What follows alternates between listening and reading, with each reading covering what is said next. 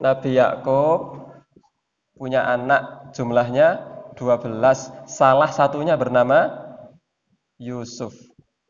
Orang ahli kitab mengatakan Yusuf. Nabi Yakub konon katanya adalah nabi yang suka melakukan perjalanan di malam hari. Perjalanan di malam hari bahasa Arabnya adalah Isra. Maka ada peristiwa Isra dan Mi'raj. Isra. Bahasa Ibrani konon katanya perjalanan pada malam hari itu bahasa Ibraninya adalah Israel. Maka Nabi Yakub itu dikenal atau nama lainnya adalah Israel. Ini nama lain Nabi Yakub. Anaknya Nabi Yakub yang jumlahnya 12 ini dikenal dengan nama Bani Yakub. Sementara Yakub nama lainnya adalah Israel. Maka 12 anak ini disebut dengan Bani Israel. Ingat angka 12, jumlah 12. Nah, sejak saat itulah kemudian terkenal Bani Israel. Rob'un punya banyak keturunan, Sam'un punya banyak keturunan, Lawi punya banyak keturunan, Yahuda punya banyak keturunan, sampai Naftali punya banyak keturunan. Masing-masing menjadi satu suku sendiri-sendiri. Bisa dipahami sampai sini? Nah, masing-masing 12 itu anak satunya laki-laki semua. Jadi suku sendiri-sendiri.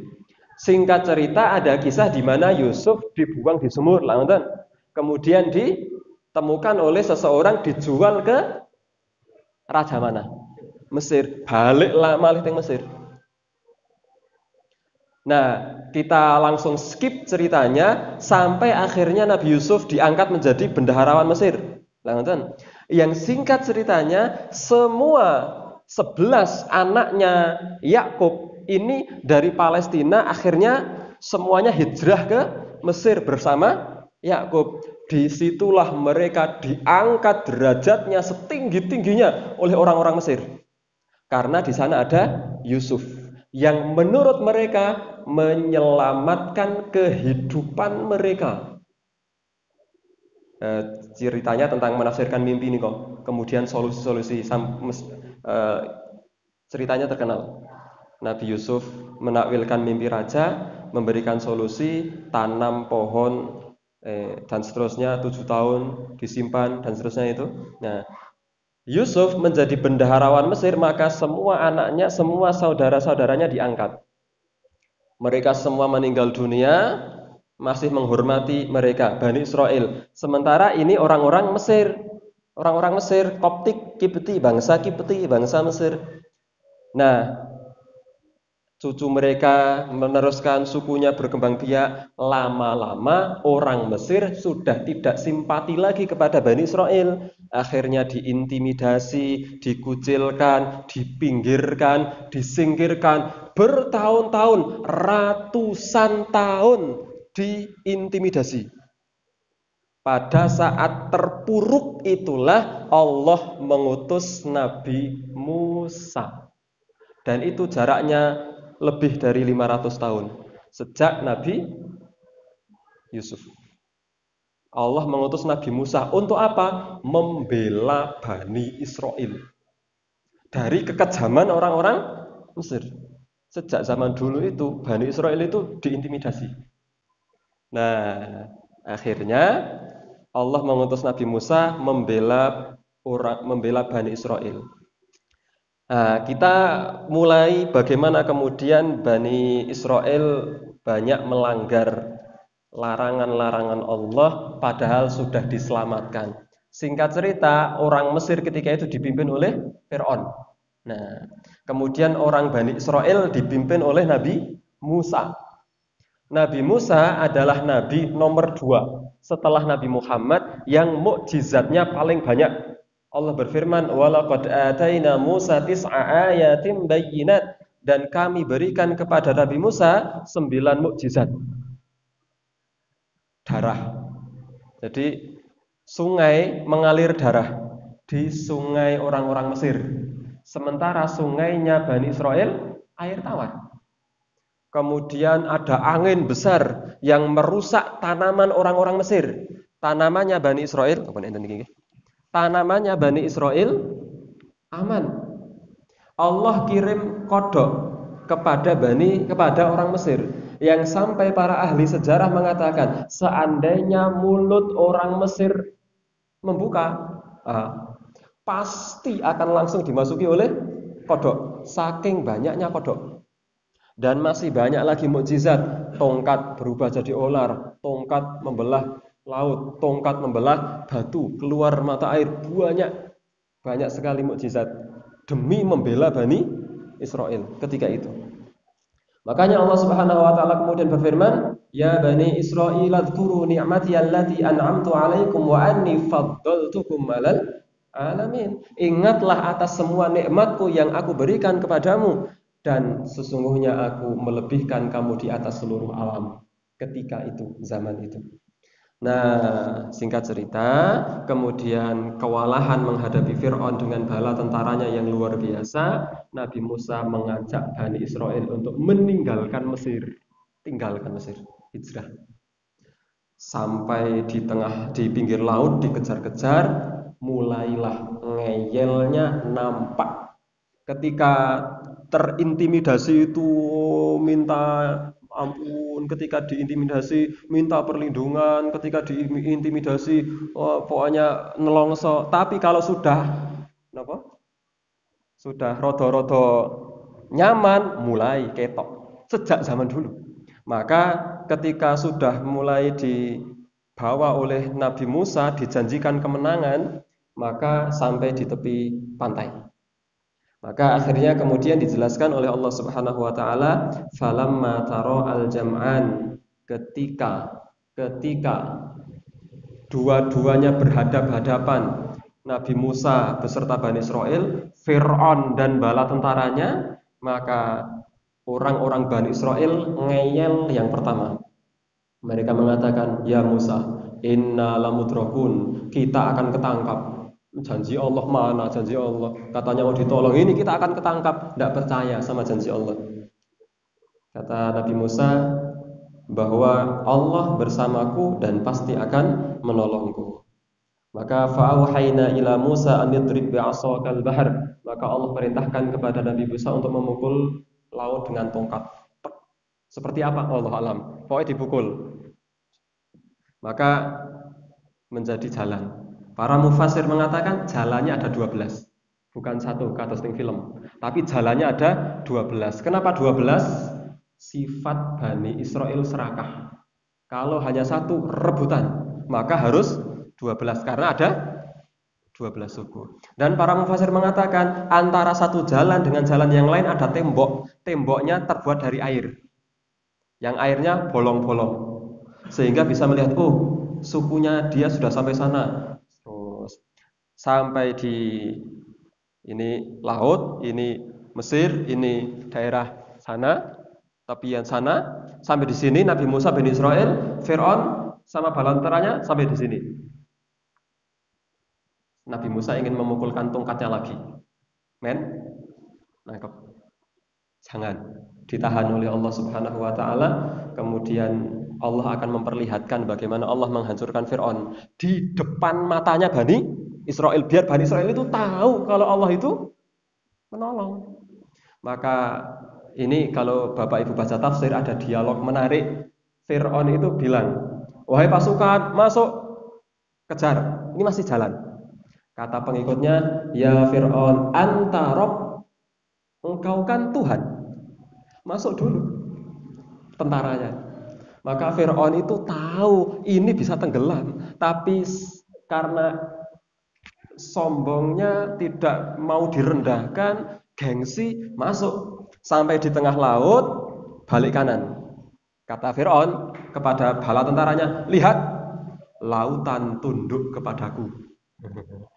Bala tentaranya masuk, sampai di tengah, Allah satukan kembali laut.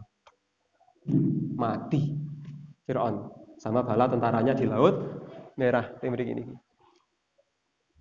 Melihat Fir'aun tenggelam itu ngeyel yang kedua. Ora percaya karo Gusti Allah. Bani Israel.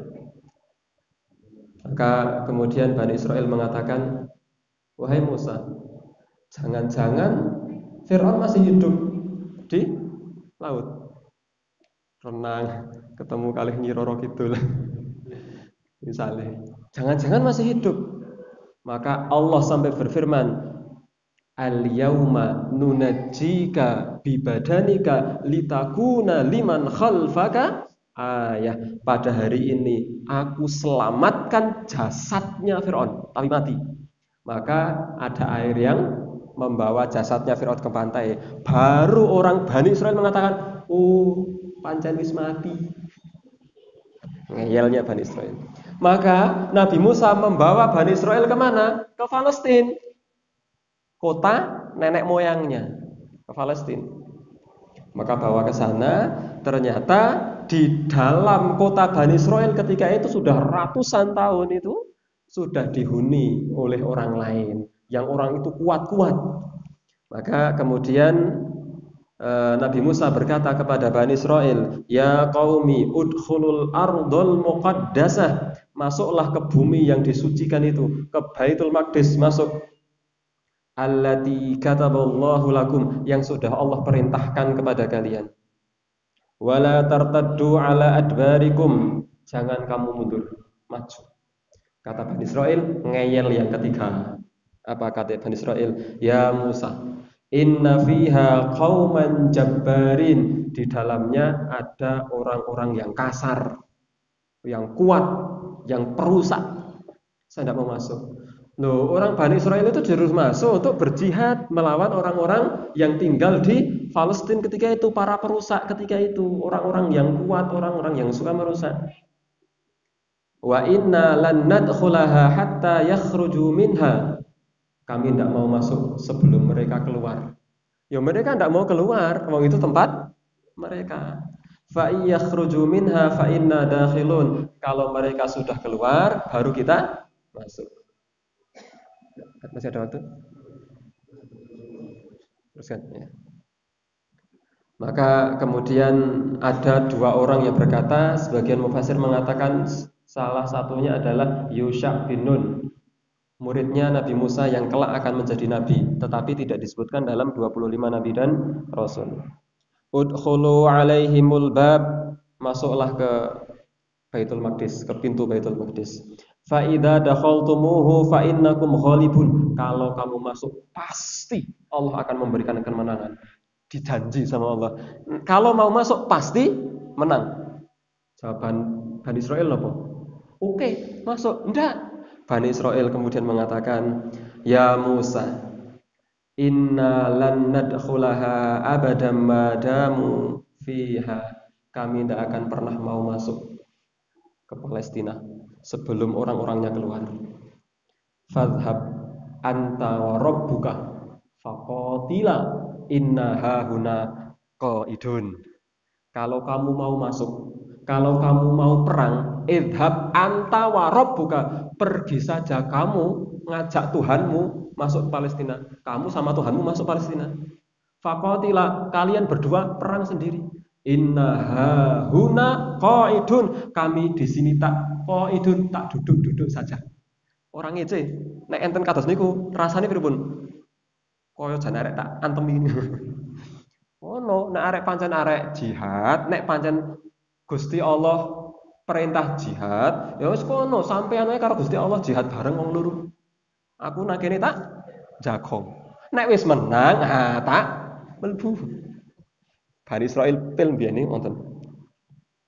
Maka akhirnya Nabi Musa memikirkan umatnya yang seperti itu, maka akhirnya Nabi Musa berdoa agar Allah memberikan pelajaran kepada mereka.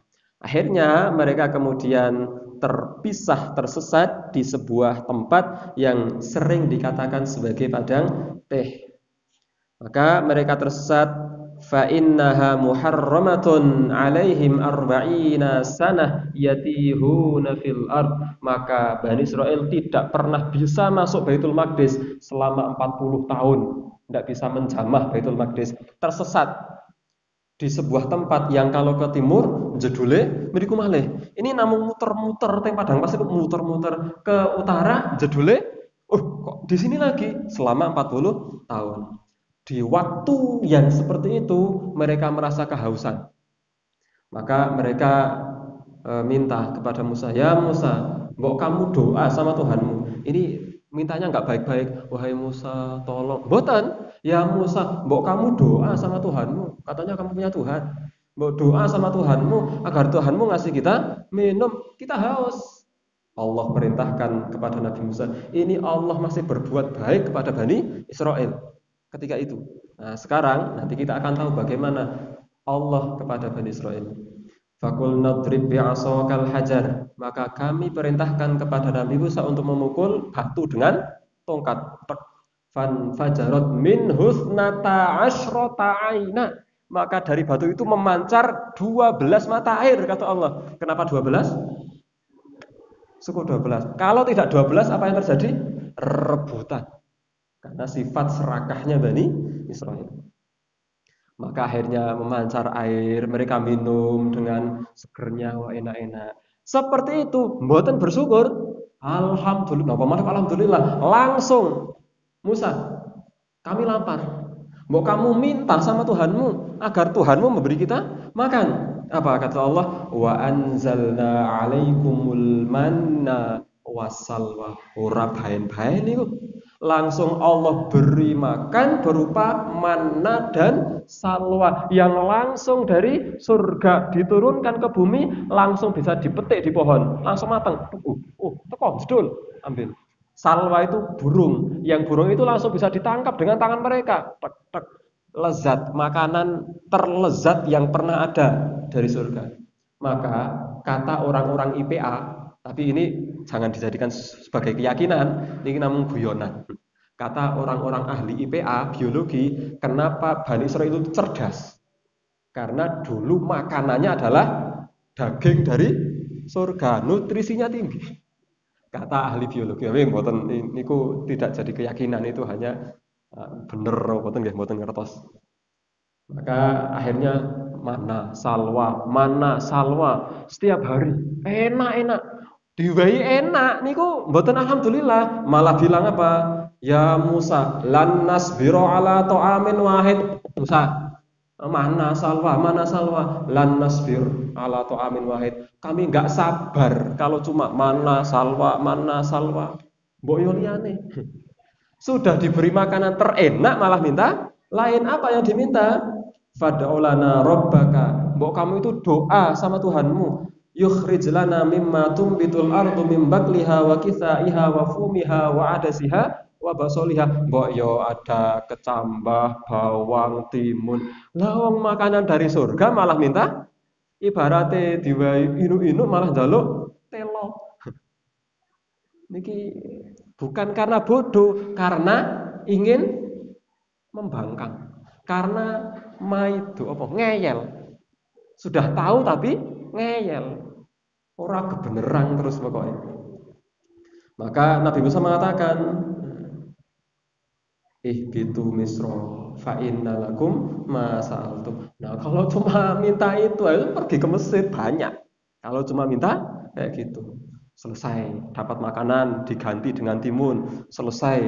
Tidak berterima kasih. Sekarang apa permintaannya? Ya Musa, panas di padang pasir 40 tahun panas. Mbok kamu doa sama Tuhanmu biar Tuhanmu itu ngasih kita payon-payon. Apa kata Allah? Wa dhallalna 'alaikumul ghamam. Kami naungi mereka dengan awan. Kemana mereka pergi, awan itu ikut. Ini luar biasa. Kaum mana yang pernah diseperti itu kan oleh Allah? Bani Israel. Saking Allah menginginkan kebaikan dari Bani Israel, keturunan Nabi mulia, tapi mereka ngeyel bangkang. Maka dinaungi. Pada saat itu ada orang yang meninggal. Meninggalnya dibunuh, tetapi tidak tahu siapa yang membunuh. Mereka datang ke Musa. Nabi Musa, wahai Musa, mau kamu doa sama Tuhanmu. Kira-kira ini siapa yang bunuh saudara kami ini? Kok tiba-tiba mati bekas bunuh? Tapi kita tidak tahu siapa yang membunuh. Nabi Musa minta petunjuk, Allah utus, Allah memberikan wahyu. Innallaha ya'murukum an tadbahu baqarah. Allah perintahkan kalian untuk menyembelih sapi. Pokoknya ono sapi sembelih. Lalu digunakan untuk apa?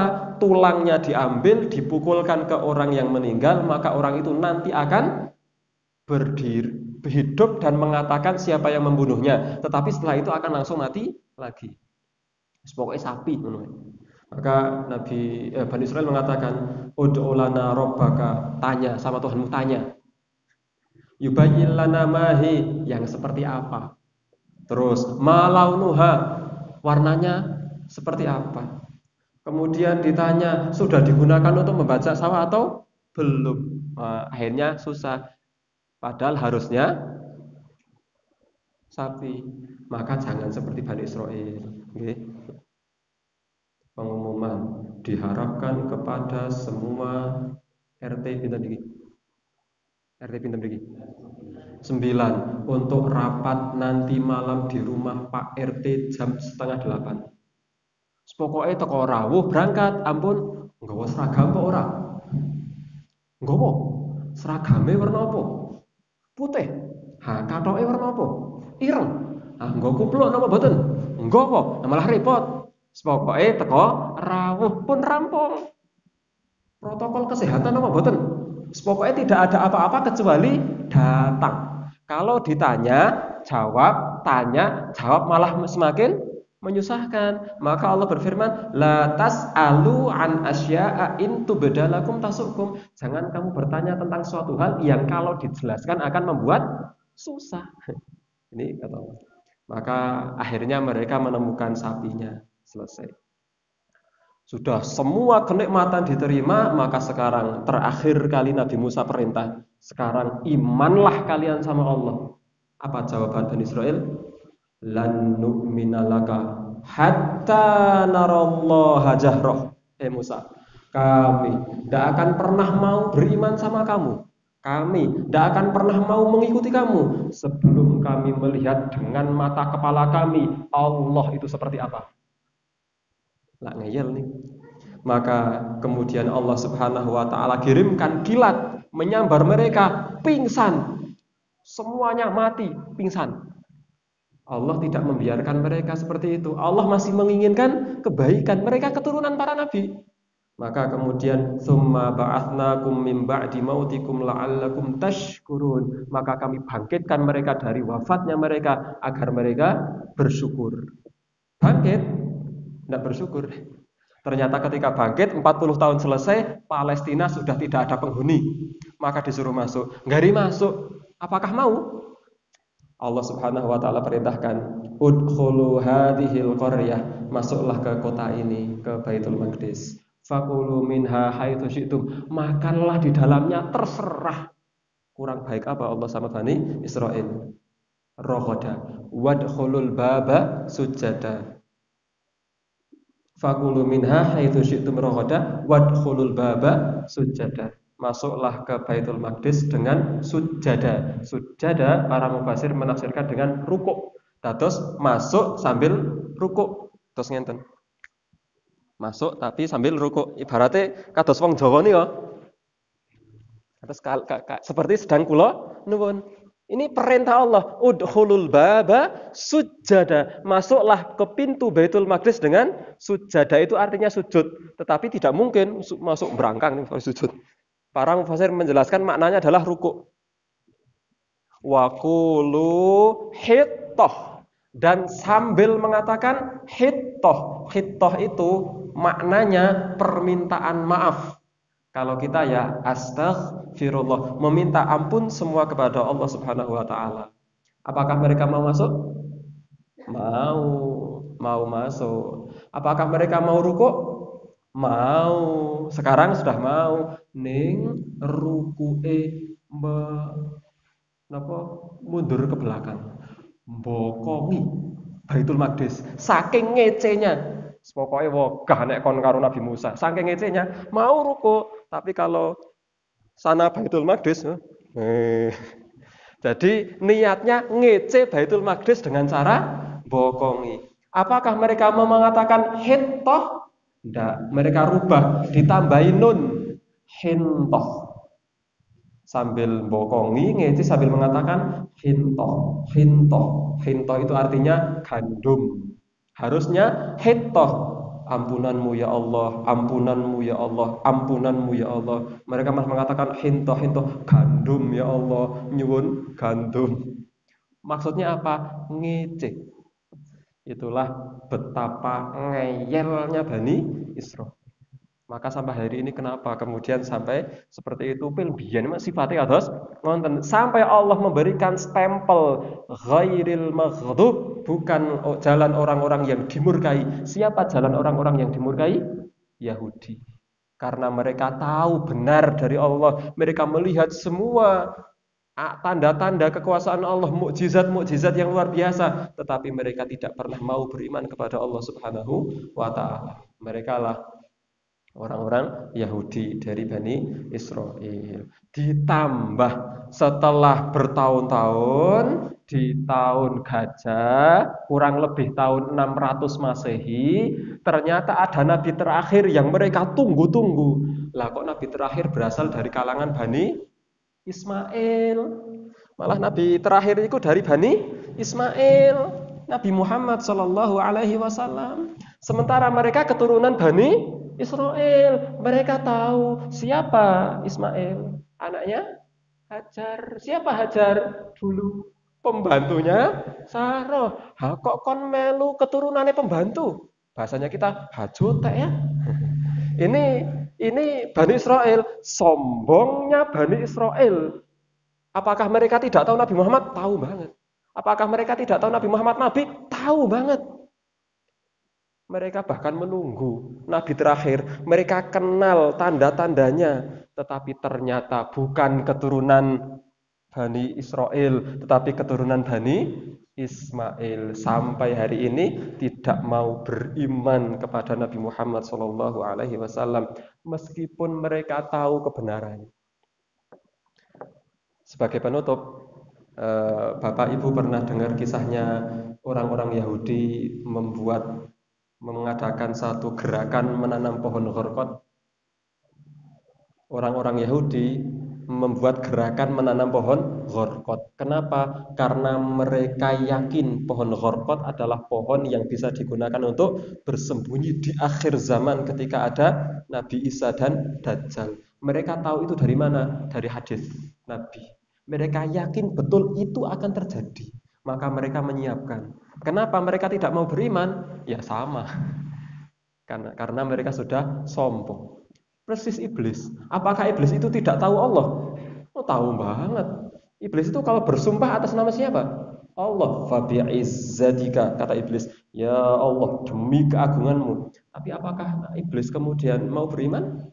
Nah, sama. Bani Israel itu tahu kebenaran. Tapi kalau Yahudi itu mereka tahu kita salah. Menurut mereka, ini salah. Yang benar itu Muhammad. Tapi mereka tidak mau mengikuti. Karena sombongnya mereka, sifat mereka yang sejak dulu ngayelan. Mereka tahu Nabi Musa itu dapat mukjizat itu dari Allah. Mana salwa itu dari Allah. Naungan itu dari Allah. Batu keluar air itu dari Allah tahu. Tetapi tetap ngeyel. Maka jangan jadi seperti Bani Israil yang suka ngeyelan. Semoga kisah ini bisa kita ambil manfaatnya, maka kita tidak kaget kalau kemudian ternyata orang-orang Israel di sana sifatnya seperti itu.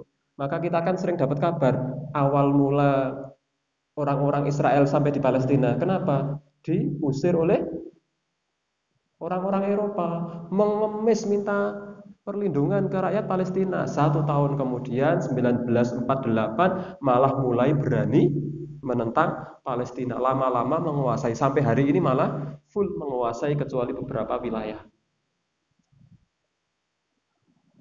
Air susu dibalas dengan air tuba. Napa nika basa Jawane wei ati njaluk napa nih? Nah, wei ati njaluk rempelo pil biyen ngoten niku. Pil biyen. Aku lu qauli hadza fa astaghfirullahal azim li wa lakum. Semoga Allah Subhanahu wa taala menghindarkan kita dari sifat seperti sifatnya orang-orang Yahudi. Wassalamualaikum warahmatullahi wabarakatuh.